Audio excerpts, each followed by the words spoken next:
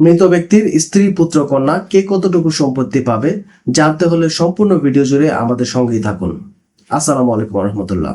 ফারায়েজ বা মুসলিম উত্তরাধিকার আইন অনুযায়ী মৃত ব্যক্তির সম্পূর্ণ সম্পত্তি হতে স্ত্রী পাবে 2 আনা, অর্থাৎ মৃত ব্যক্তির সম্পূর্ণ সম্পত্তিকে ধরা হবে 16 আনা। সেই 16 আনা থেকে স্ত্রী পাবে 2 আনা, অর্থাৎ 16 ভাগের 2 ভাগ বা 8 ভাগের 1 ভাগ। মৃত ব্যক্তির স্ত্রীর সংখ্যা যদি একাধিক হয়, 2, 3 বা 4, স্ত্রীর সংখ্যা যতই হোক না কেন সবাই মিলে একত্রে পাবে 2 আনা।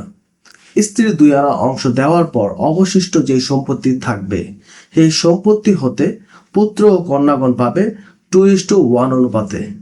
এক কন্যা যদি পায় 100%, এক পুত্র পাবে 2%। এক কন্যা যদি পায় 5%, এক পুত্র পাবে 10%, অর্থাৎ পুত্র পাবে কন্যার দ্বিগুণ। মনে করি আব্দুর রশিদ সাহেব মৃত্যুকালে 8% জমি, এক স্ত্রী, 2 কন্যা ও 1 পুত্র রেখে মৃত্যুবরণ করেন। মুসলিম ফারায়েজ অনুযায়ী 8% সম্পত্তি হতে স্ত্রী 8 ভাগের 1 ভাগ বা 2 আনা হিসাবে পাবে 100%।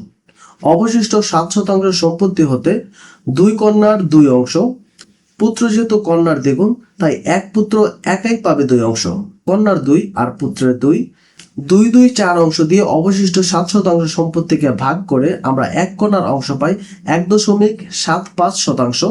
সোজা বাংলায় 100% 75 পয়েন্ট। আর এক পুত্র পাবে কন্যার দ্বিগুণ, অর্থাৎ 3.50 বা 3.5% সম্পত্তি। আরো একটি উদাহরণ দেখি। আব্দুল কালাম সাহেব মৃত্যুকালে 20% জমি, 2 স্ত্রী, 3 কন্যা ও 4 পুত্র রেখে মৃত্যুবরণ করেন। মুসলিম ফারায়েজ অনুযায়ী 20% সম্পত্তির 8 ভাগের 1 ভাগ বা 2 আনা হিসাবে 2 স্ত্রী পাবে 2.5% জমি। এক এক স্ত্রী পাচ্ছে 100% 25 পয়েন্ট, অর্থাৎ 100% করে। স্ত্রী 2 আনা দেওয়ার পর অবশিষ্ট থাকে 17.5% বা 17.50% জমি। এই অবশিষ্ট সম্পত্তি হতে 3 কন্যার 3 অংশ, আর পুত্র যেহেতু কন্যার দ্বিগুণ তাই 4 পুত্রের 8 অংশ, 8, 4 11 অংশ দিয়ে 17.5%কে ভাগ করে আমরা এক কন্যার অংশ পাই 1.59% বা 100% 59 পয়েন্ট। পুত্র কন্যার দ্বিগুণ তাই এক পুত্র পাবে 3.18% বা 3% 18 পয়েন্ট। ফর রিক্যাপ, মুসলিম উত্তরাধিকার আইন বা ফারায়েজ অনুযায়ী মৃত ব্যক্তির সম্পূর্ণ সম্পত্তি হতে স্ত্রী পাবে 8 ভাগের 1 ভাগ বা 2 আনা।